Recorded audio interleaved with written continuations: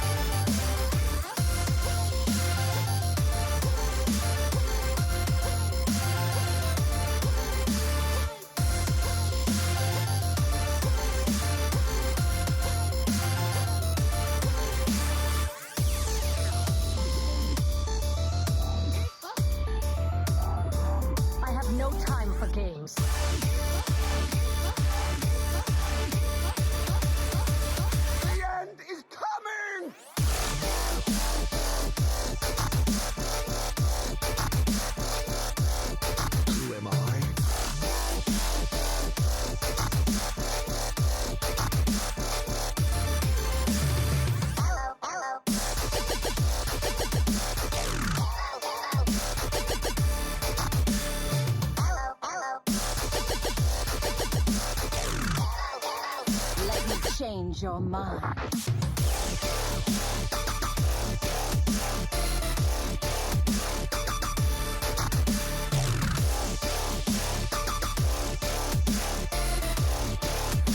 You require my assistance?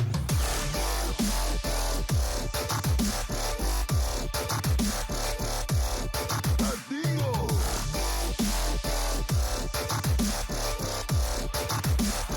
We're gonna be rich.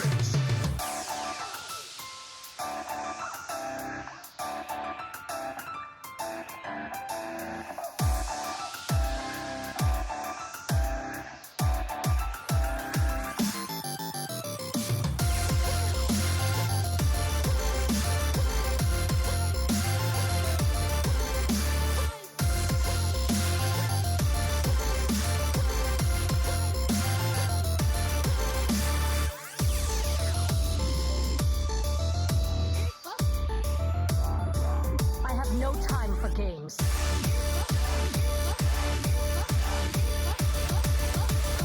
Inferno!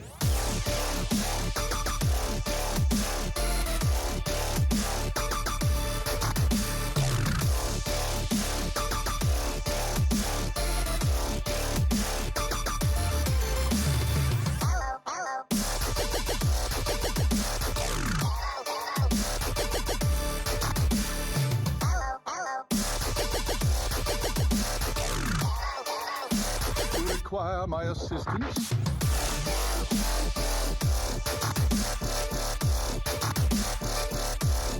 Who am I?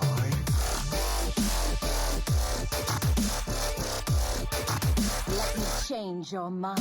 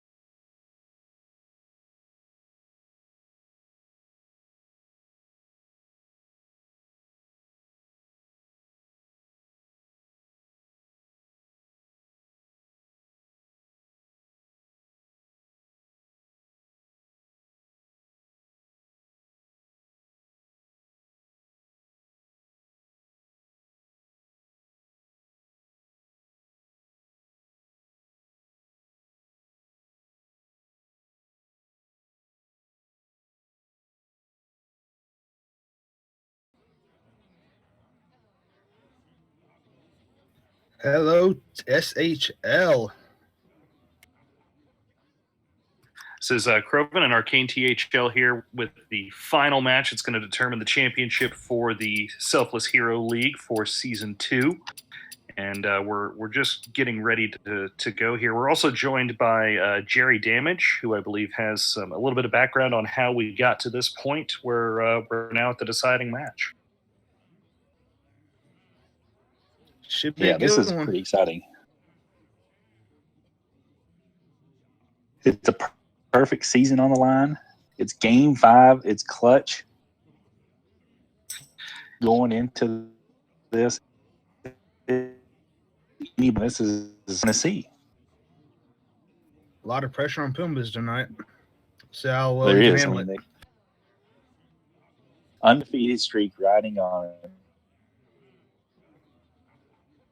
And I think everybody's pretty much going to be rooting for Match Piss. tonight. So, but I'm going to go out on the limb and say Merkin Pie's going to take it. I'm going to pick against Piss. When You look at their lineups, I mean, there was one. I think this is one that, if KNR are going to sneak one out, I think this was one to kind of take. So, if you're them, kind of happy about this being the deciding one that you take anything away from Pumbas. Pumbas could win this too, but this is when I think they do with it too. So, Oh, yeah, for sure. I think what made this a lot closer than what it should have been was Mange forgetting to submit his classes. So we'll see how well that factors into how well Pumbas plays tonight. Mange, what a noob. Yeah. In fact, I'm pretty sure I've heard him admonish people on Tavern Talk in the past about picking their classes. So I'm going to take this opportunity to pick your damn classes, Mange. Yeah, the two teams previously met. Obviously, with Piss taking the win since they are undefeated right now at 7-0. Yeah, one of only 2 losses for Kawasaki Ninja's rule, and this matchup, Merkin Pie versus Pumbas BFF, didn't happen because Merkin was the 5 seed then, and Pumba was the 4 seed. So this will be the first time we see these two square off this season. And looking at the percentages, both players put together really solid seasons. You've got Pumbas with both of them with a 5-2 record actually, and Merkin Pie with a slightly better win rate, and that's because one of his 2 losses came off a DQ, and so I don't believe that actually counts for your game loss percentage. So, but still, I mean, Pumba at a 59% win rate, Merkin Pie at a 64% win rate. So, both players have done really well and are, and this should be a good match. I mean, I've obviously seen Pumba's BFF play on the THL side of things, but I think this will be the first time I've seen him in the SHL. Like you mentioned, Pumbas did quite well this season, getting quite a bit of PR. So we'll see if he can continue going up that upward trend or Pie pulls it out. Yeah, he's not bringing Zuladin tonight, so I think that's a step in the right direction. Oh, that's right. That's right. No, I did. I think Pumbas was on when I cast the Friday night matches with Slimsh a couple of weeks ago. No Zuladin. F. Well, I'm pretty sure since there is actually a fair bit riding on this game, I doubt we'll see the level of memes that we saw last night in Salty Saturday. Oh yeah, for sure. Though it is going to be interesting. I mean, these two players, they're looking at a new meta, and even though Pumbas will have played THL earlier this week, you're looking at last year's standing as opposed to Conquest, and there's some subtleties that go into that. So this will be an interesting look at how the nerf to Spirit Claws and to Small Time Buck are going to affect last year's standing format for us. Yeah, more than likely they probably switch from the aggro variant of Shaman to probably the more popular mid range without the pirate package, and probably maybe one Spirit Claw, maybe not even any. Unless they brought Murlocs. And I would not put it past Pumbas to do that either. It's actually on the ladder at least, and I would have played it last night on Salty Saturday, except Salt banned it. But Murloc aggro shaman is totally a thing. I Oh think yeah, the I new think water GNet's brought package. it. The water package. Yep. Yeah, I think that's the one that GNet's ended up bringing, and it's not bad because in Shaman you've got every fin is awesome. You've got calling the finishers, which reduces the cost. So on turn 7, you can get 4/3/3s plus a 2/2 buff to everything you already had on the board. It's not bad. Not bad at all. Unless you're against a mage and they flame strike it the next turn, then it's kind of bad. But Yep. so we're just waiting on a confirmation that we've got the bans and stuff completed, and we'll be ready to go here shortly. Crovan, what do you see as possible bans here? Well, I mean, Shaman is the go-to ban. Even now, even with the Spirit Claw nerf, even with Small Time Buck nerf, Shaman is just super strong. Looking at the lineups, I've got to give a little bit of an initial advantage to Pumbaa's for bringing the Rogue.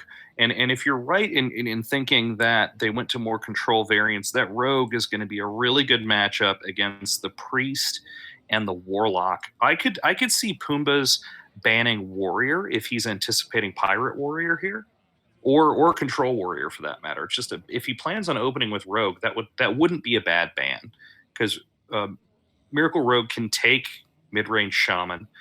Not all the time for sure, but it's got really good matchups against Merkin's other 2 decks. Oh, sure. Yeah, Rogue just kind of tramples over Priest if they get a good draw.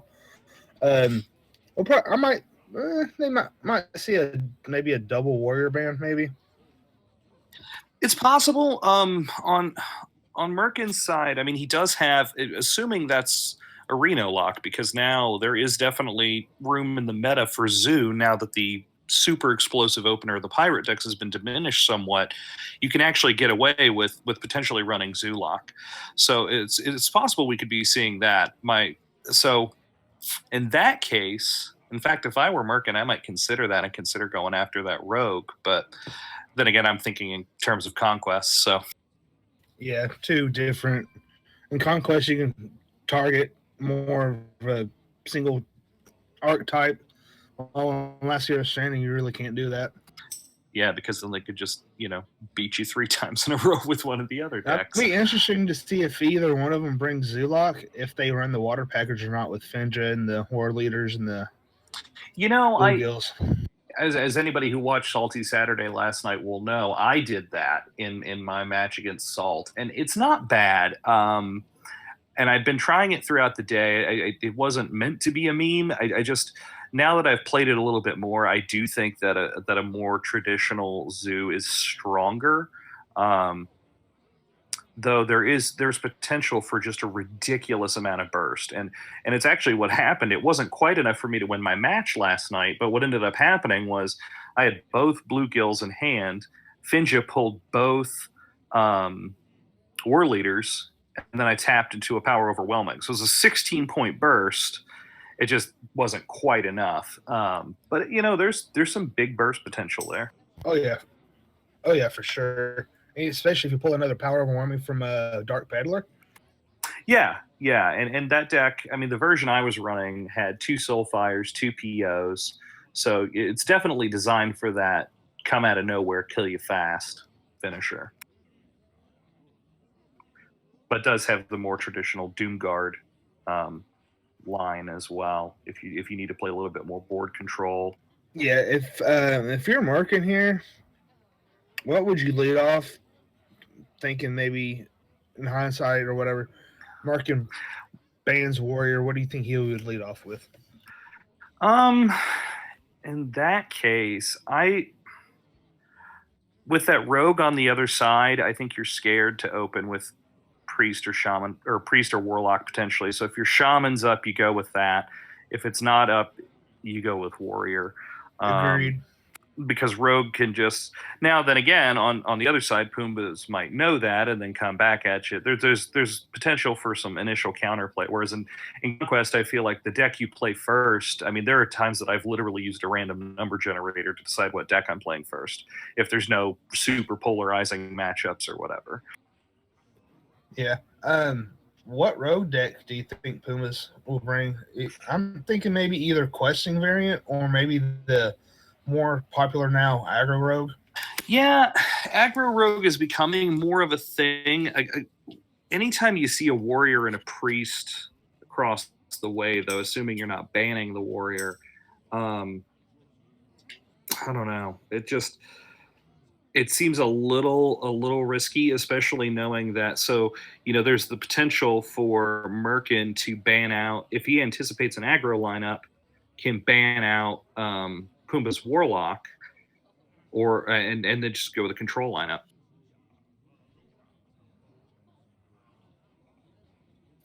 Okay, so we just got word in Pumbaa's Shaman has been banned and Merkin's Warrior has been banned, which is what I thought might be the case with that, especially with that Rogue. So it'll be interesting to see if Pumbaa's now opens up with that Rogue. Yeah, I think Merkin might more than likely probably open up with Shaman, and maybe if it's save up, Priest yeah. for last. Yeah. No, I tend to agree with you just because, like we mentioned earlier, Shaman. One archetype of Shaman took a hit, but Shaman is still far and away the most consistent as far as there's no matchups that it just gets dumpstered in. Oh yeah, for sure. And it looks like they're in the class selection screen, so we're just waiting for them to get rolling here, and then we'll jump into the action momentarily between Merkin Pi and Pumbaa's BFF to determine the winner of Season 2 of SHL, whether it's going to be Pocahontas in Space or Kawasaki Ninja's Rule. Tiss or KNR?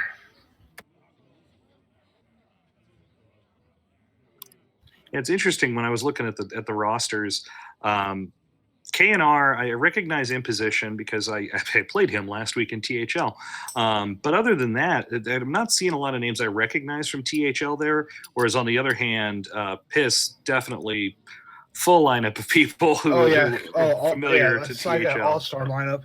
From KNR, one of the names I do recognize other than the Imposition is Clobbered, because in season 1, I believe, last season, I subbed in for Mange and played Clobber and ended up sweeping him 4-0 with a mid-range Hunter when Hunter was still quite popular and quite good. Yeah, it looks like we're in. Okay, and so we've got Merkin opening up with the Lock and Pumbaa's with the Warrior. Pretty clear now that Merkin did opt to go with the Reno Lock and Pumbaa's with the Pirate Warrior. And if you are going to draw patches, I guess the Mulligan is the best time to do it. Yep. Decent opener for Merkin, too, though, with the Mortal Coil and the Doomsayer. Can potentially slow Pumbaa's roll. Mountain Giant normally really good in the opener, but in this match, probably not so much. No, I would throw that away and look for maybe Kazakis or Reno. Oh, he did. He got it on the. He threw away. I forget what he threw away, but he got that back. He kept Doomsayer Refreshment Vendor Mortal Coil. Not a super strong opener for Pumbaa's at this point. No 1-drop, no real 2-drop.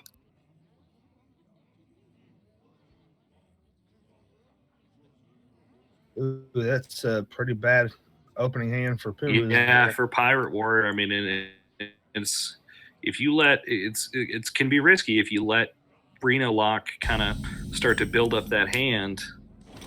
And let's see, Merkin draws MCT here. Yeah, it's going to pass. There's the 1-drop he wanted a second ago. Yep. I think the 1-drop he was probably looking for here would be probably Nazat's first mate. Oh, for sure. But I mean, in the absence of any 1-drop is something, right? Yep. There comes Patches. This is easy for Merkin here. He easily Mortal Coil the South Sea deckhand here. Well, yeah. My only thought is, what are you potentially afraid of on 3? Like, is And there there ever he a goes world? with Kazakus. He did draw Kazakis, so he can coin Kazakis next turn. I playing this exact type of matchup, Reno Lock against Pirate Warrior. When Pirate Warrior was on a slow opener, I did not put Doomsayer out on 2, and I ended up getting punished for it. So we'll see, because here South Sea Captain could be a bit of a problem. No real clean way to deal with it right now. Trust the pirate's code.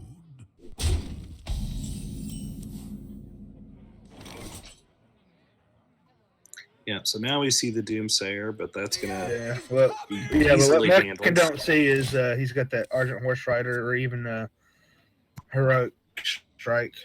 Yep, he's Easily got a couple kill of it. different ways to deal with this here. I think you go with the Horse Rider, just because that Heroic Strike is potentially nice burst or a way to get through, say, a second rate bruiser or something like that. So I think Yeah, you go with the Horse Rider here. almost looks like Pun was trying to decide between the Horse Rider or the Heroic Strike. Looks like he's going to go with the Horse Rider here. Yeah, and I think that's the right move. You want some board presence. Horse Rider doesn't get dealt with by Hellfire. And now Merkin with a choice to make. Hopefully he doesn't make the mistake of trying to coin his Mountain Giant. Yep. I've done that before. I've absolutely done that before. Not in THL, but in I think you go with maybe Refreshment Vendor here because Refreshment Vendor's not bad, but I don't know. I kind of like Kazakus, to be honest, there. Because it gets traded into, but yeah. Turn 5 and still no weapon for Pumbas. yeah, that's rough. That is really rough for the Pirate Warrior to have no weapon coming into 5. He's got plenty to play. Yeah. I know exactly how he feels too, because every single time I play Pirate Warrior, I go like 4, 5, 6 turns without drawing a single weapon. I think there's a strong case for Dread Corsair to try to protect your South Sea Captain, because in the absence of a weapon, those extra stats are going to be really important. Yep, Yeah. That's what he goes for. Does open him up to MCT, though, and we can see that Merkin is holding MCT. Yep. I think the play here would be the sound? I control tech for sure. Engaging TC-130 until dislocated. Ooh, Gets grabs the Dread Corsair. Nice grab, yeah, and that makes it easy to trade off this South Sea.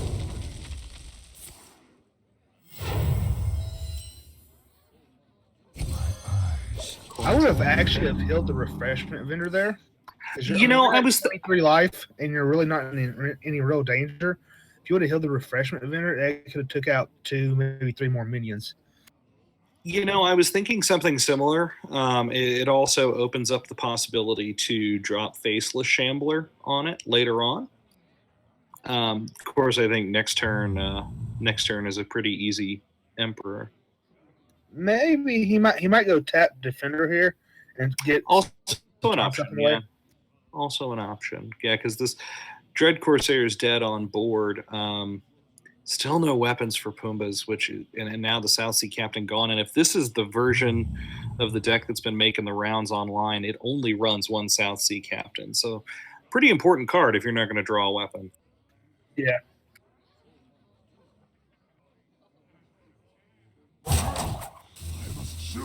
Maybe Pumbaa's gonna. It's got 6 mana to do Heroic Strike or the taunt.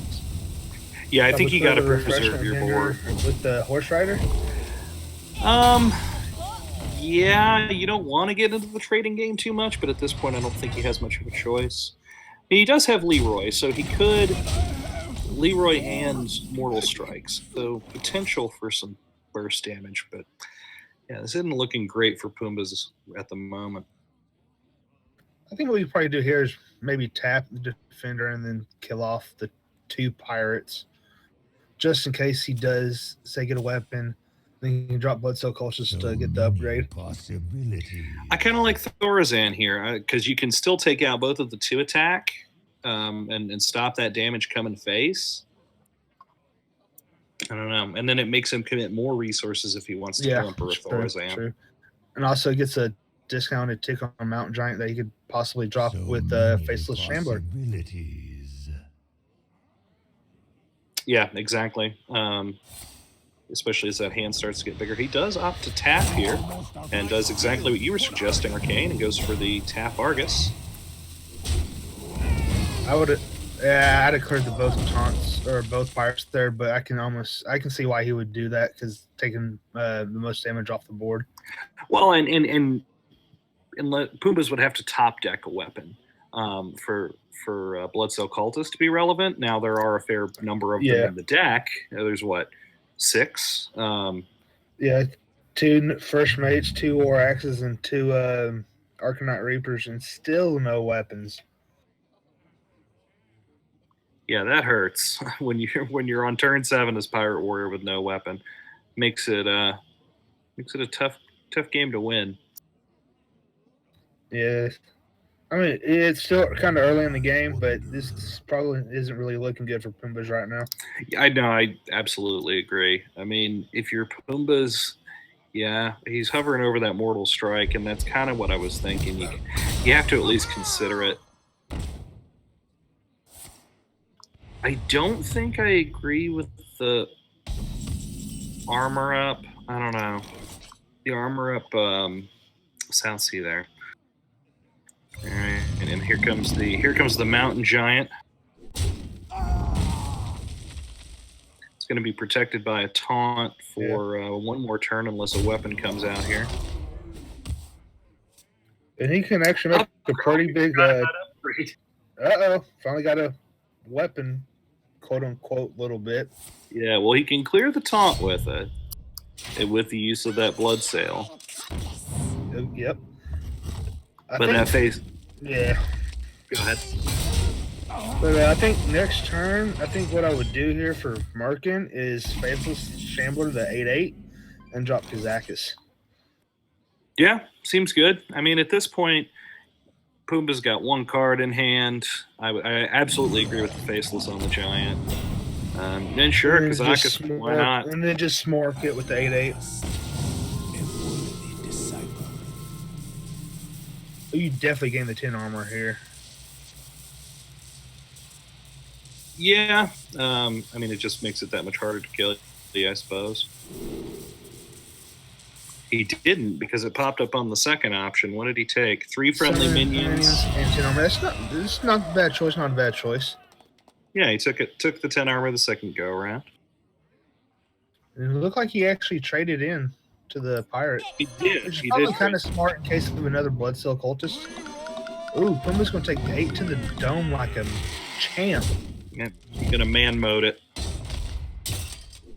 Now, hang on. Let's see. With 11, 12, 13. Okay, without the armor up, he was looking at lethal coming the other way with power overwhelming. I think you tap here, play second-rate Bruiser, trade Kazakis into the 4/3, and then go face for the 8/5 and the 2/1/1s. Yeah, I think you can kind of do whatever you want at this point. I mean, this is a Or you really could just hard drop game to lose. second-rate Bruiser here and blast Crystal to the 4/3 and just keep everything.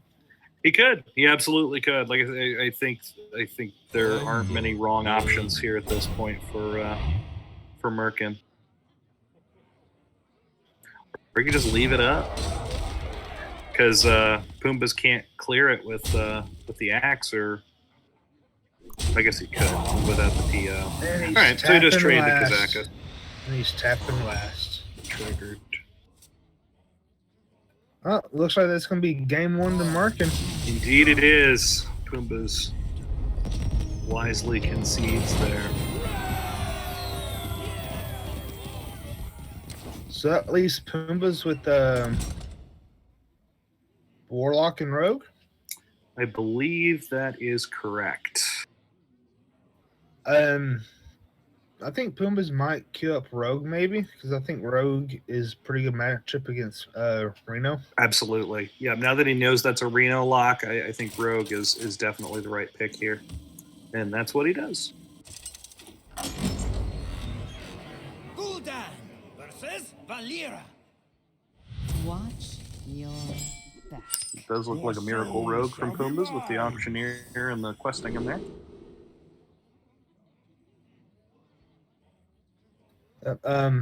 Let's see. I would probably, though. I don't know.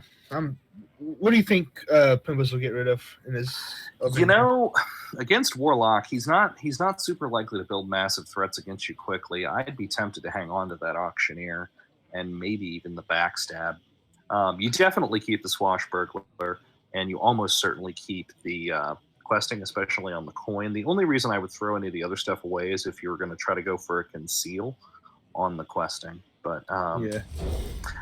Okay, so he does throw the Auctioneer, gets a Fan of Knives. Oh, and then Merkin. Oh, there's Mr. Jackson. Miss Jackson, if you're nasty. I think Merkin kept the second rank bruiser in possible anticipation of this being aggro rogue. Yeah, which is totally a legit thing to do. And I mean, even if it's not aggro rogue, as soon as a pirate hits the board, he can get to 3 wide pretty quick. Looks like Pumbaa's probably trying to decide if he wants to play the Swashbuckler here or not. Yeah, I don't see any real reason not to. What did he get there? A Darkshire Librarian. Oof.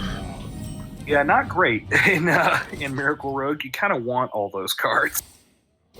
Pumbaa's got Demon Wrath there. That should make for a pretty good board clear. Whenever it's needed, of course. Looks like Pumbaa's going to try to decide to play the Librarian here. Yeah, you're taking a big risk, though. I mean, because you've got a couple of key cards in this matchup in your hand. You've got an Eviscerate and you've got your Questing Adventurer. Both are super important, and a prep. Yeah, if he does decide to play here, I think probably the best discard would probably maybe be the Fan of Knives. Yeah, agreed. You're not going to find a ton of use for it against a Reno Lock. The best thing you're going to do not is at all. draw. Pretty much just draw the card. I wonder. All right, opts to dagger up. Doesn't like the odds of discarding Fan and goes to Smork Town. Now here, Merkin, he's got a couple of 3-drops. He's got a Demon Wrath. He's got a MCT. Could tap again. Looks like he's hovering the Demon Wrath at the moment. Probably wouldn't hurt to just tap here because, I mean, Demon Wrath is only really taking 2 points of damage off the board. Okay, opts for the Ooze, which kills the dagger and challenges the 2 on board. Pumbaa's does have the Backstab. Just picked up the Conceal, though, and that could be huge because if you drop Questing, Prep, Fan, Coin, Conceal, that's a big questing on turn 3. Oh, yeah, for sure. And then you can trade off one of the pirates. Looks like he's going. Looks like he might be going towards that play. I think at this point you've still got enough threats left that I like it. I like kind of going all in here. And it looks like that's what he's doing here. We're going ham, boys. I mean, the other option over Fan would have been the Backstab Coin Conceal. It does get you 1 less on the questing, but what did he pick up there? Second Eviscerate. That could be big. And conceals the 6/6 questing. No way for Merkin to deal with that, really. Merkin probably just Earthen Ring here, but man, if he seemed like, this question's gonna get big and big quick. Yeah, no, you're absolutely right about that. On 4 mana,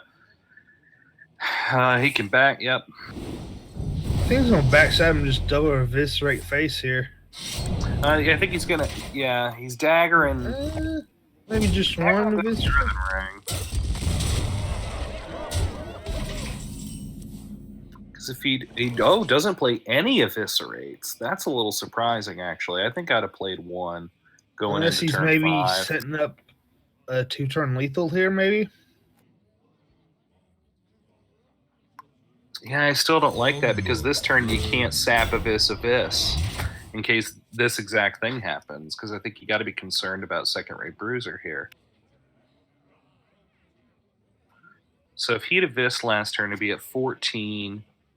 No, he'd be at 13 because he got hit for one more by the questing. Second Then of this turn Sap, would be if 9. this would be Yeah, it'd be lethal. I wonder.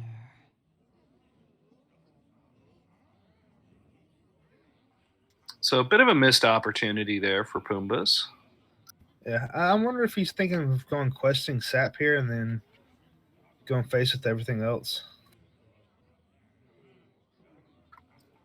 Yeah, you're a little weak to Shadow Bolt, but I guess at that point you're putting him on Reno or dead. So Yeah. this is probably fine. What Pumbas don't know is Merkin does have Reno in his hand. Indeed, he does, and Siphon Soul. But even if he does play Reno, he's still looking at a absolute ton of damage coming next. Yeah, no, and he's going to opt for the Siphon Soul, which I think is it's going to cost him the game most. Well, maybe not actually, because that Darkshire Librarian has got a pretty good chance of discarding one of those Eviscerates. Yeah, that's going to be okay. Yep. Pumbas going to take game 2, all tied up. Yep, made the right call by picking the Rogue to counter the Reno lock. Missed an opportunity to end the game a turn sooner, but came out with it in the end. So that leaves Priest and what else left for Merkin? I believe his Warrior is up. His Shaman got banned, if I'm remembering this. Oh no, his Warrior got banned. His Shaman is up. If I was Merkin here, I would queue up Shaman because Priest is just weak to Rogue. Yeah, no, I would. I think you mentioned before we started that you'd save Priest for last, and I tend to agree with that sentiment. Just because it does have some weak matchups to the stuff that Pumbas is bringing. Because Priest not great against Warlock either.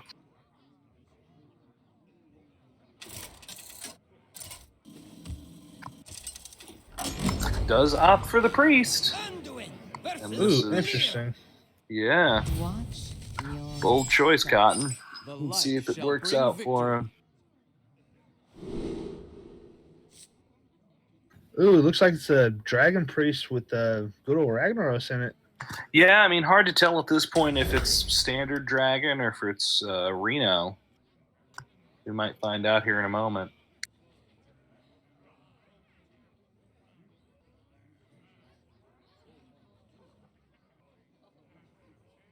I'd like to be inside of Merkin's head right now to see why he would pick Priest over Shaman here. Well, you know, if it's more of the Mass Dispel, that might be a reason. Uh-oh. Mass Dispel can cause big problems, and Pumbas with a pretty crummy opener to boot. Maybe this is a Reno Dragon Priest, maybe? I mean, it could be, or he could have just teched that in, knowing that Rogue was weak point. Same reason that Shamans tech in Devolve. I wonder. Never thought I'd see the day to see Mass Dispel being played. New card.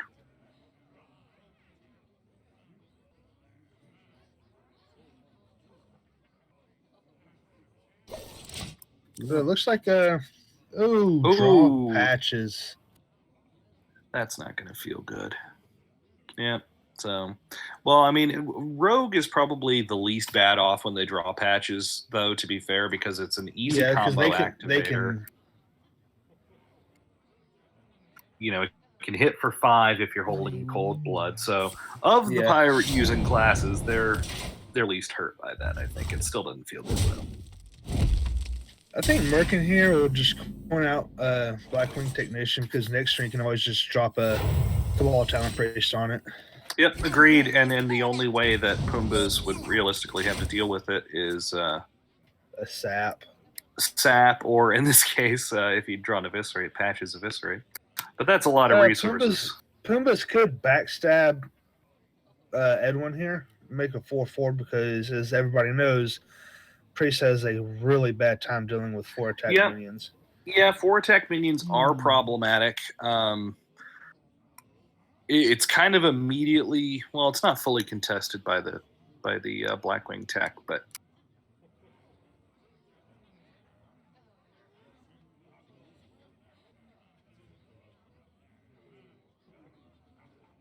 Blackwing tech, by the way, one of I think, and I know this has been mentioned by other casters, that I think one of the most underrated cards. It's if you can get it out on curve, it's just for so many classes, it's just hard to deal with on 3. Yeah, it's good against aggro. Oh, looks like he's going with that backstab Eglin play. He's going for it.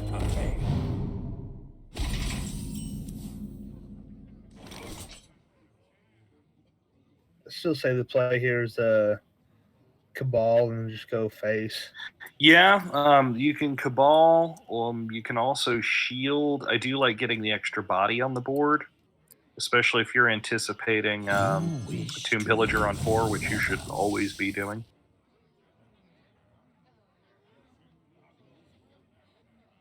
So now we're into the point where Pumbaa's curve isn't so bad. He's got Tomb Pillager into Azure Drake, and now he's got some time to play with. Yeah. Because, I mean, Priest, even though Merkin had a much better opener, he didn't have a 1 or a 2 drop. He coined a 3. But Priest is never going to just hit you with a ton of burst 99% of the time. Yeah. All right, down comes Tomb Pillager as anticipated. So this is not Reno Priest from Merkin, as we see the second Holy Nova. Mass Dispel here, or would you just go Powered Shield and see what you draw? I think you save the Mass Dispel for when you've got a concealed. Nice pickup there. For when you've got a concealed questing on the board. I think that, since you've already seen it when. Because pretty much what the Mass Dispel would only do here is pretty much prevent him from getting the coin from Tomb Pillager and knocking Edwin from a 4-1 down to a 2-2. So it would be healing the Edwin. Maybe.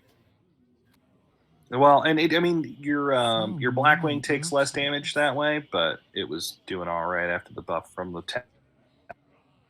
Talon Priest and the Power Word Shield. Down comes Azure Drake. So decent curve going in right now. He's also got Cold Blood Leroy in hand. So 10 burst, just waiting for an opportunity. And the sap, so. I don't know what Puma's trying to decide on here. I would just drop the Drake here and run the Pillager into the torrent. Yeah, I think that's the right call in my mind. I don't see what else you do. And he does it. Picks up second backstab, which is nice. Lets him clear the Worm Rest Agent along with the dagger. So nice little turn there. Pretty much clear the board. Yeah. Not a bad pickup from Merkin there, though. The Blackwing Corruptor. He could clear that Pillager if he wants to. Which looks like that's what he's going to be doing here. Yep, man. It can test the Drake. I like it, and it's not. One of the things that can be a little tricky for Rogue against Priest is there's a lot of stuff you don't necessarily want to sap. You don't like sapping Blackwing Corruptor or Draconid Operative. Yeah, because you just give the Priest way too much more value than what they should be getting. Well, and in the case of Blackwing Corruptor, a lot more tempo too. You kind of negate the tempo loss from the sap and by the fact that it gets an extra battle cry.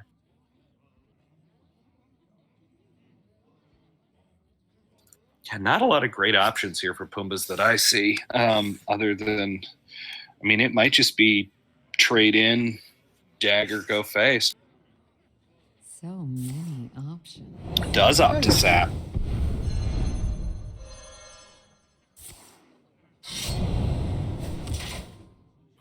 I guess I can see that because there's not a 1 mana card to pair with Blackwing that's going to kill that Drake. Merkin picks up a Drake of his own. Looks like he's going to opt for the Twilight Guardian. Healing the face. There's a questing. So that card pretty important in this matchup. But Yeah. in for a bit of a surprise, courtesy of Mass Dispel. Yep. Questing, meet Master Spell. Master Spell, meet Questing. Remove stealth too in the event that Hmm. that gets played in a stealthy situation. Yep, for sure. Pumas might go Patches and Cold Blood. Patches Cold Blood and then clear it with the dagger. Yep, and then just hit face for 4 and then re-dagger. I wonder. Yeah, I mean, I do see why he was so careful to leave that Azure Drake up just because it's one of those magical 4 attack minions. Questing. Ooh. Oh, we're going ham, boys. Yep. Bobo's like, the time is now. Let's go. So he's gonna hit him in the face for 8. Mass Dispel probably gonna come down here. And there it is. New card.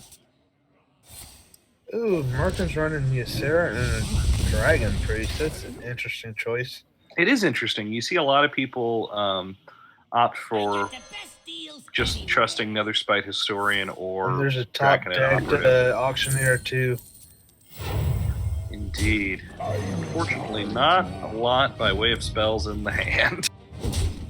Yeah, this isn't looking good at all for Merkin right now. Yeah, and it was able to get in a lot of damage, has Leroy in hand.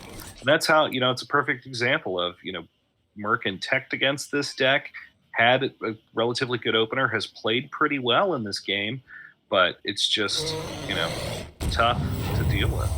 All the threats a rogue can put down. Yeah. If Pumbas can top deck an Eviscerate here, that's going to be game.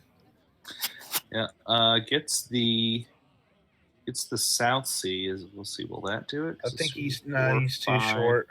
Too short. That heal. That's old school rapper. Too short. Yeah. So that heal actually comes in pretty clutch here for Merkin and a Cold Blood. Ha-ha! Okay, so he's saving the Cold Blood for Leroy, it looks like. Now I'm going to go ahead and take that extra draw, dig for the Abyss. There it is. And GG. GG, that's it. Pumbas takes game 3. Pumbas is up 2-1 and one away for Piss taking the championship for season 2. Merkin now down to his Shaman. And, if any class has the best chance to come back from this, it's going to be Shaman. If I'll be this curious Shaman to see. happens to be aggro, then Pumbas might be in a little bit of trouble. Yeah, a rogue can have trouble with aggro Shaman, especially when Small Time Buccaneer was the go-to choice. But Yeah. even before that, Doomhammer based aggro Shaman was a big problem for him too, because they could just come out of nowhere. Thrall versus Valera. Watch your back. Leroy a little early to the party for Pumbas. And from that Hex, this is definitely more the mid-range Jade variant. Yeah, the Hex does definitely suggest that.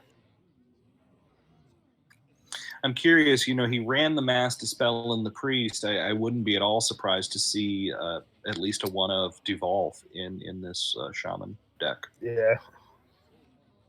I would probably toss Jade Lightning and Hex and keep Maelstrom Portal. Because you can always clear the 1/1s or the Pirates or whatever. Yeah, no, Maelstrom's a good keep. It's Jade Lightning's always tempting because there are a few really good 4 health targets in Miracle Rogue for it. And then Hex is tempting because you've got, stuff that blows up real quick, and he does opt to keep it all. I was just going to say, I don't think you can keep it all because you don't have anything to actually play. But that gets Thalnos there. Job done.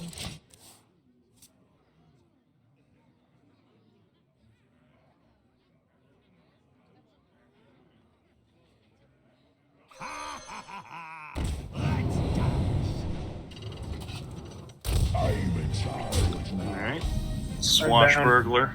Pulls out Unbound Elemental. Oh, easy play here. Mesh from Portal. You better sleep with the fishy. That's actually not a bad deal to get from Portal, because if he drops a Flame Tongue Totem, Yep. it bumps it up to 3, and boom, draw a card. Yep, absolutely. And also presents a bit of a problem because it's, unlike a lot of 1-drops, it's got 2 health. So a simple dagger up doesn't finish it off here.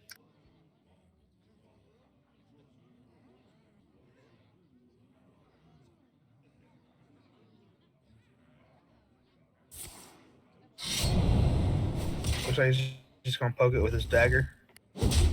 Yeah, I think that's fine.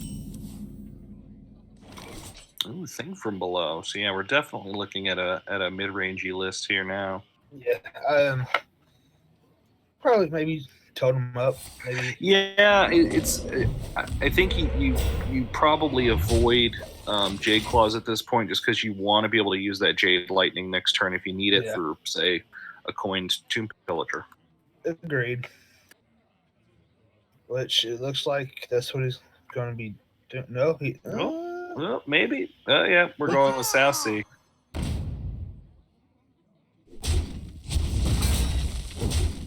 So option for the full clear, coins out the Unbound Elemental. I think that's right, because it gets a decent body on the board, and the next turn you can just always just drop Tomb Pillager. And plus you'd get the coin back from Pillager anyways. Yeah, no, I mean, I don't see many other times that you're going to realistically play that. So, and it does, it does kind of tempt the Jade Lightning. So then, if you can follow it up with the Tomb Pillager, that'll be nice because you've taken away one of the best tools for dealing with it. I think Claws here's all right. Claws is fine because the next turn you can still play Jade Lightning to get rid of the Tomb Pillager. Yep. I think Claws and Totem is pretty good, especially with that Thing from Below in hand already. There is little time. Still thinking about it. Hovering over the Claws and the Jade Lightning in turn. Here we go. Into Jade Claws.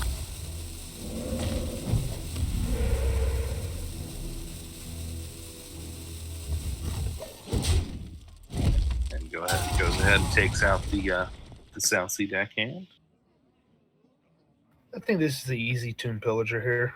Yeah, I agree. Thank you. Though I think if you're Pumbas, you have to consider the fact that he very well might have Jade Lightning because it took him so long to make that last turn play. Yeah, Jade Lightning here and then weapon 1/1 into the Unbound Elemental. Oh yeah, nice easy clear here because this deck probably does run some healing. They tend to run a couple of Genu Water Speakers. Some even run a Healing Wave. And if I'm not mistaken, coming up in the newest expansion, Angora Crater, the Unbound Elemental may be getting the Elemental tag. Well, that'll be fun. That's just what we need, shaman buffs, right? Oh, yeah, of course. Of course, to be fair, Tunnel Trog and Totem Golem will be rotating out. So Very true. So I'm sure some people will be glad to see those go. Yes, specifically me. Even though Shaman was my first golden class, and I played aggro Shaman before it was cool. But So many options. so not a great position here for Pumbas. Yeah, dagger up go face is not terrible. But it does leave the door open for shaman things, which we might see here. I think I think Drake and Trog here would be fine. Yeah. Yeah. I was thinking unless you draw Spirit Claws, but then I remembered. Arcane. Remember when Spirit Claws cost 1 mana? I remember. Yep, Pepper's Farms remembers.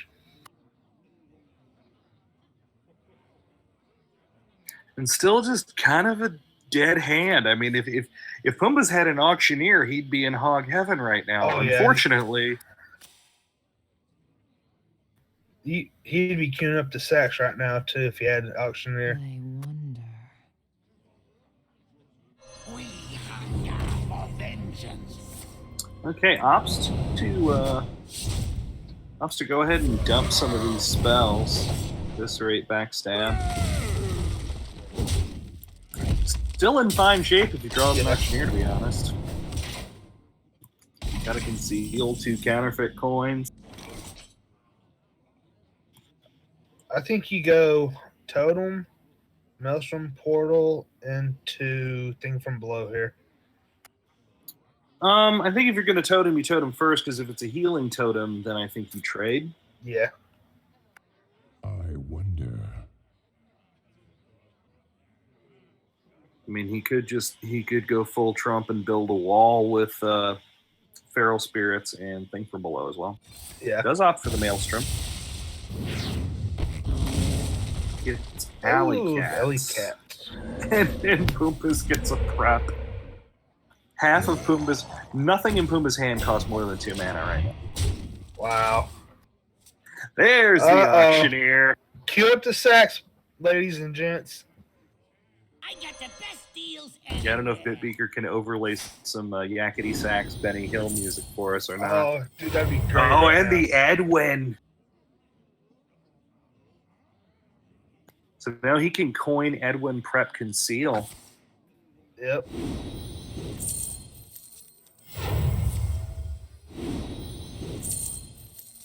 Oh, now he doesn't have to. Since he drew the other counterfeit coin, now he can just Edwin coin Conceal. And I think that is 100% what you do here, right? Oh, I mean, yeah. you've been begging for something decent to play, and now it's here. Oh, he missed 2 damage. He should have coined before the Edwin. Oh, you're right. You're right. He missed making him a 14-14. He just drew a second Conceal. Oh, and the Leroy. Good Lord. Well, remember what I said about building a wall a minute ago? Yeah, that's... You should probably get on that. Because if my math is correct, even if Merkin plays Thing from Below, Pumbaa can sap Leroy Coldblood in the hit face for 27. 9,000. Yeah, like queue up Goku and Vegeta not over 9,000. Yeah, Merkin is really wishing he had a devolve right now.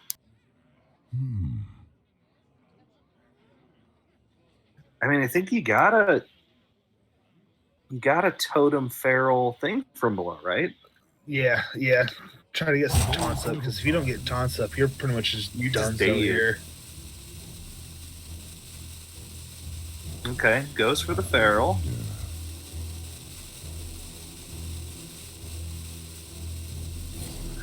Cause there's sap. Okay, yeah, no, there is definitely a way to clear both Ferals here. The second sap. All right, he's gonna build a wall. Did miss one. Didn't get a taunt totem. And the questing. So this is where all of Pumbaa's good cards were. Yep, bottom half of the deck. He started hitting them right around 15 and then just didn't stop. Give me a quest.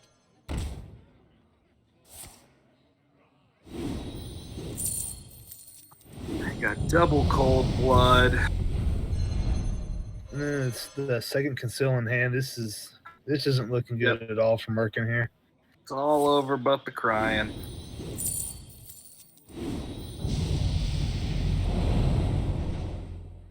Go ahead and buffs up a little bit more with the Cold Blood. Probably trying to play around a Lightning Storm there, I would think. Yeah. Because Conceal takes him up to 5.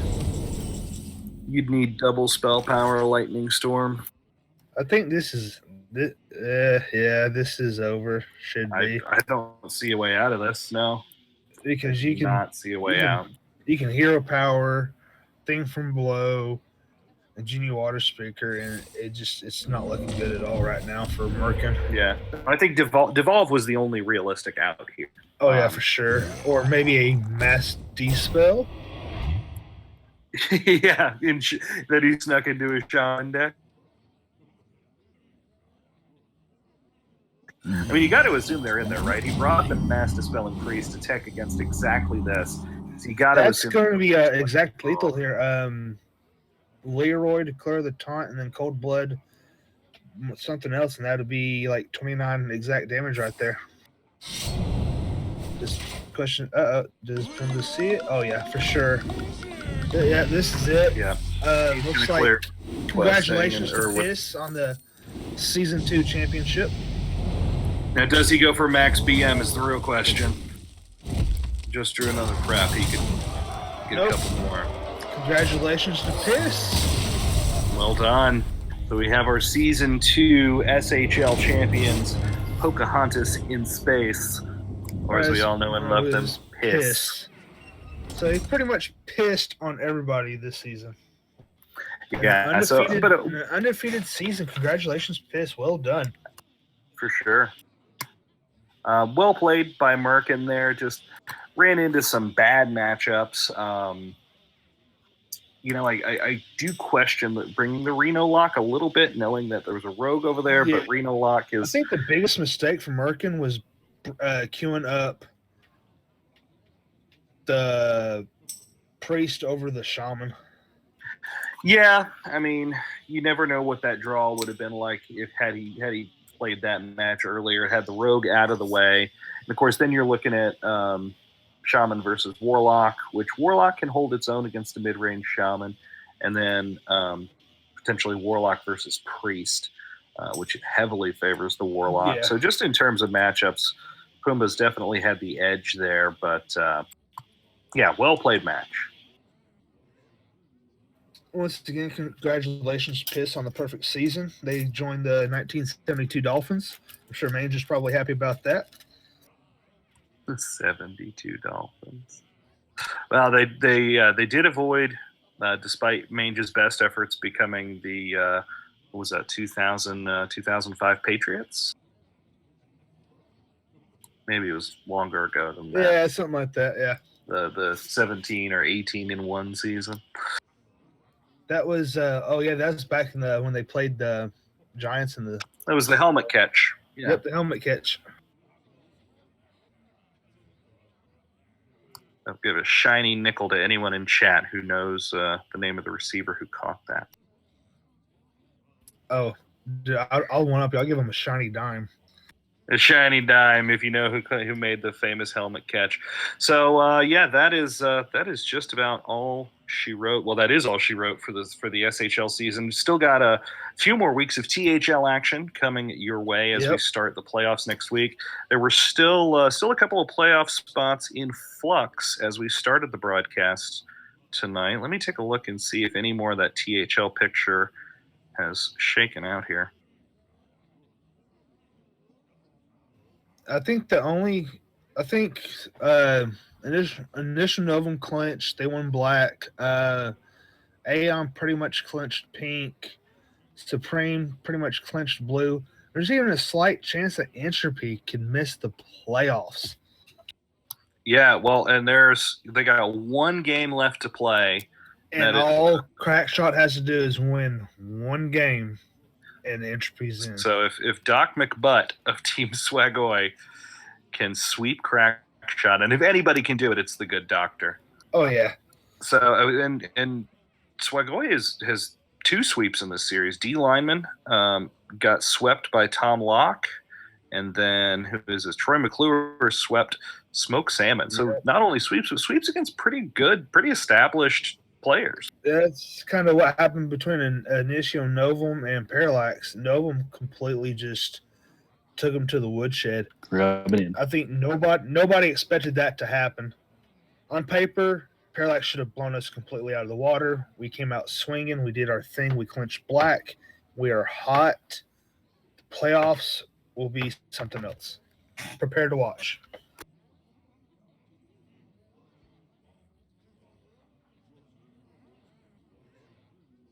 And I think we were getting some word from our production team here just a second ago, but I think that's our only match for tonight. Yeah. It wasn't a bad one. No, it was quite enjoyable. So that's just about all we've got for tonight's broadcast. But like I said, there's going to be plenty more of Team Hearth League action coming in the next couple of weeks as we get into the playoffs. So I'd like to thank BitBeaker for making sure that all I had to do was talk into a microphone and remember to hit my push-to-talk key. Exactly. And I'd like to thank BitBeaker and Jerry for the little snippets of info for the Google Docs to help us out a little bit, make things a lot easier. Much appreciated, fellas. Yeah, and for those of you who have never been on this side of the casting for these things, they can actually through their internet wizardry can actually talk into our ear just like real producers on real shows, so they can feed us information and make us look smart. So thanks, guys, and it was a lot of fun. Thanks, Arcane. Take care, man. No problem, Crowman. All right, so we're going to go ahead and sign off, and that is a wrap for the SHL Season 2, and congratulations to your winners, Pocahontas in Space, a.k.a. better known man. Yes. All right, so man, not run down your leg. Have a good night.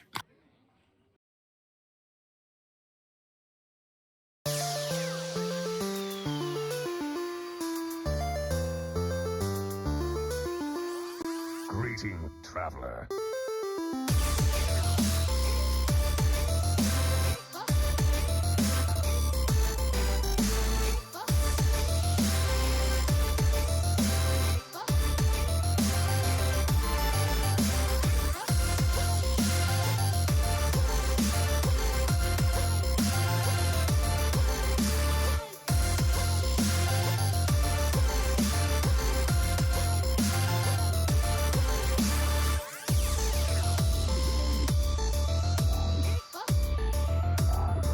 I have no time for games.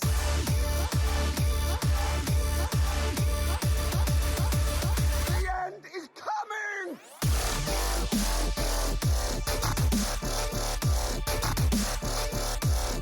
Who am I?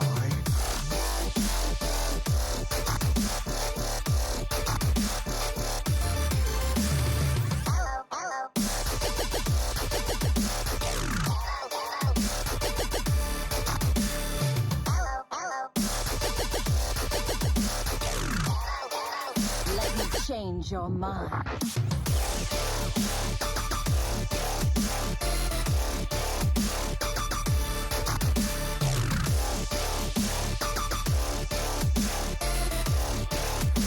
You require my assistance?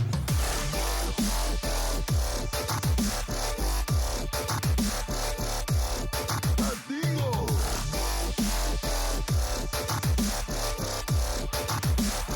We're gonna be rich.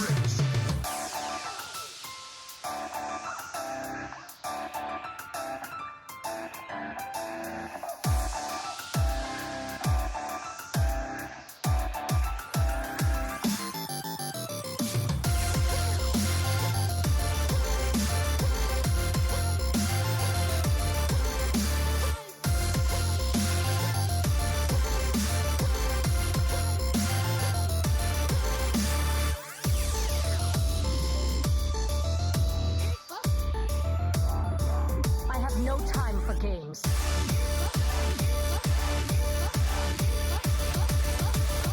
Inferno!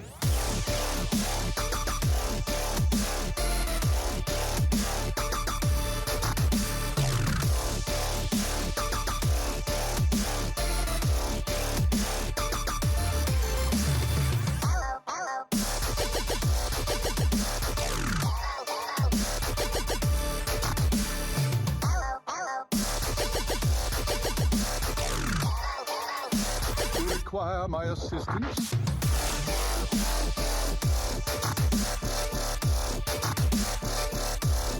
Who am I?